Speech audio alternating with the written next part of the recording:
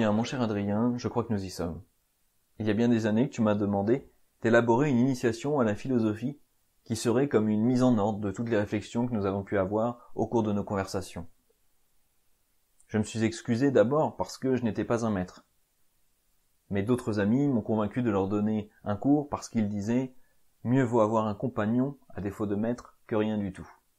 Et j'ai pu vérifier qu'en philosophie, comme dans bien d'autres disciplines, on peut faire beaucoup avec peu de moyens, à condition de garder l'humilité et la lucidité que requiert ce peu de moyens. Lorsque tu me demandais, une fois encore après cette série de cours, de le refaire pour toi, je m'excusais encore pour deux raisons. La première, initier à notre philosophie consiste à transmettre un regard sur les choses. Le cours théorique doit donc s'accompagner de la résolution de cas concrets pris sur le vif. Deuxièmement, notre philosophie nécessite d'apprendre à lire, ce qui réclame une lecture commentée et donc un temps non négligeable.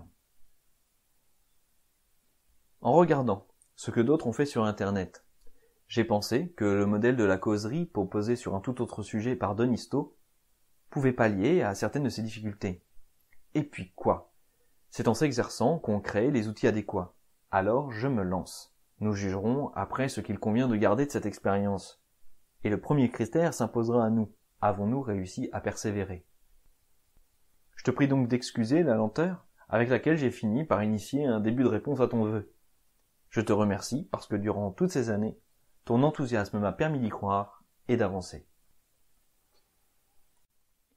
Avant de nous lancer dans une étude systématique, il nous faut nous demander, pour bien commencer, qu'est-ce que la philosophie? Qui est philosophe?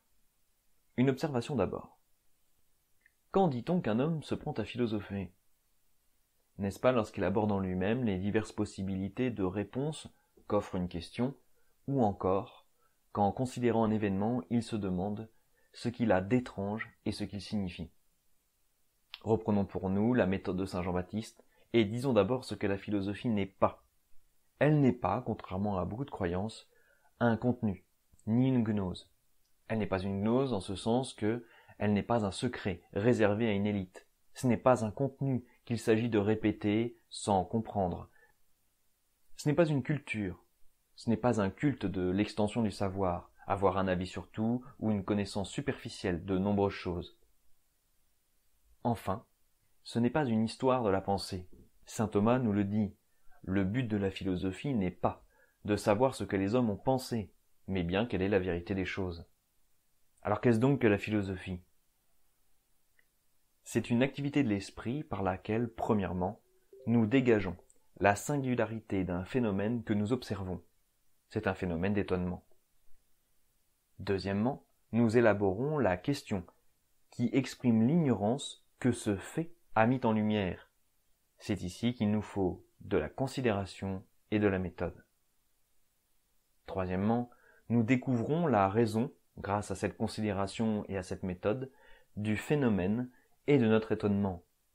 Nous assistons à une illumination et une joie. Enfin, nous intériorisons et vivons de cette lumière acquise. Ainsi, la philosophie est une sagesse et une vie. Comme en toute discipline vraie, la philosophie est un art et une manière qui enrichit la personne qui la pratique. La répétition de la philosophie engendre une lumière intérieure, une lumière dans la pensée, un regard, une façon particulière de regarder. Cette lumière sur les choses possède un champ d'application et une intensité qui est propre à chaque personne. Cette pensée, parce qu'elle est intériorisée, acquise et vécue, cette lumière est donc une vie. Une vie engendre une cohérence de vie, une priorité et des choix qui sont dans la dépendance de cette lumière acquise et donc engendre une esthétique de vie. Une esthétique de vie, une cohérence globale de vie, engendre des moyens vrais à atteindre pour atteindre un but vrai. C'est donc une morale. On peut dire que la philosophie est une connaissance au sens biblique. Comme nous l'avons montré dans notre vidéo sur la création de l'homme de Grégoire de Nice, c'est une connaissance au sens biblique, c'est-à-dire qu'elle nous fait connaître, naître avec les choses naissent en nous. La philosophie ne consiste donc pas dans un savoir, mais dans une connaissance, c'est-à-dire dans une vérité vécue, dans son acquisition et dans son application. Ainsi, nous sommes ce que nous connaissons. D'un point de vue logique, on dira qu'il s'agit d'un couple inséparable, fait d'une connaissance et d'une méthode, d'une connaissance obtenue par la méthode philosophique. La philosophie est donc une manière de regarder, un regard sur les choses et une manière de vivre. Mon cher Adrien, quelle sera donc notre méthode? Toi qui de ta terrasse veux aller à ton toit, tu prends une échelle. Qu'est-ce qu'une méthode? C'est le moyen d'arriver au but fixé, le moyen étant ce qui se situe entre le point de départ et le point d'arrivée. Ayant décrit la philosophie que nous proposons, l'initiation consistera à fournir la méthode de cette activité pour qu'elle puisse être élaborée en toute autonomie et en toute sécurité. Celui qui apprend à conduire doit d'abord apprendre à tourner le volant, ensuite diriger seul le véhicule, pour enfin suivre une route à circulation et pouvoir rouler en ville. Seulement après, peut-être, deviendra-t-il pilote.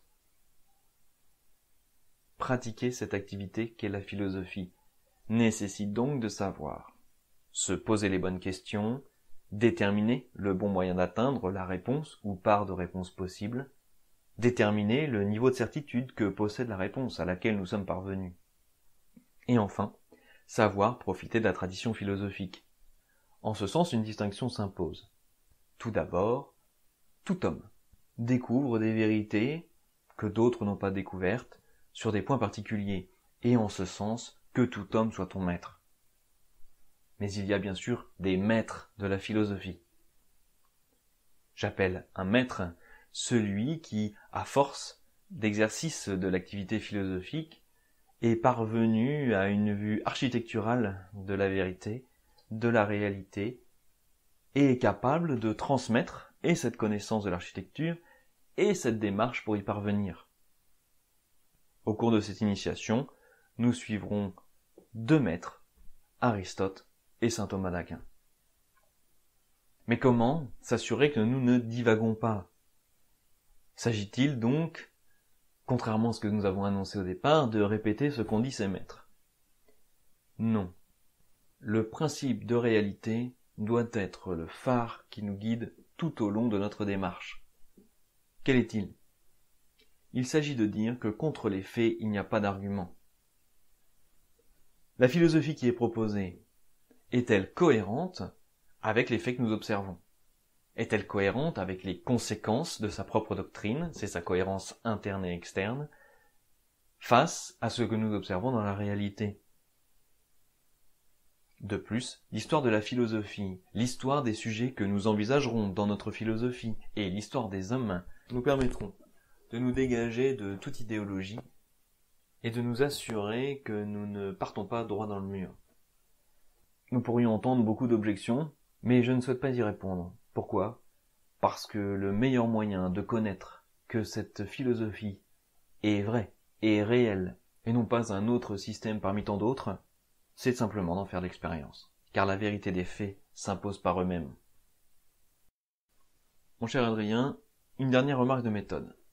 Tu t'étonneras peut-être que dans notre recherche, nous invoquerons des philosophes de tous bords, des hommes politiques de toutes tendances, des religieuses et des athées.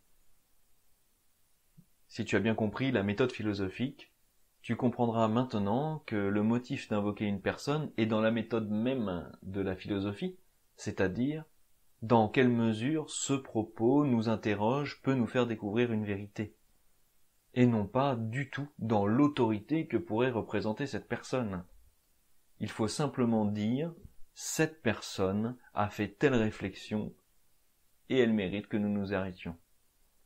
Si je dis que Mohammed a dit dans le Coran « Vois, celui qui traite de mensonge le jour du jugement dernier, c'est lui qui repousse l'orphelin. » En disant cela, je ne prétends pas que ce jugement doive être accepté. Je ne fais aucun recours à l'autorité du Coran ou de Mohammed. Je dis simplement, cette pensée est intéressante. Elle soulève un point qui mérite notre attention. En particulier, un phénomène, une pensée qui perdure pendant des siècles, le principe de réalité nous indique qu'on ne peut la repousser d'un revers de main. et qu'elle a quelque chose à nous dire. Est-ce bon ou est-ce mauvais? Est-ce vrai ou est-ce faux? C'est autre chose et c'est ce que la philosophie doit nous dire. Mais déterminer dans quelle mesure une chose est fausse, c'est paradoxalement en tirer la vérité.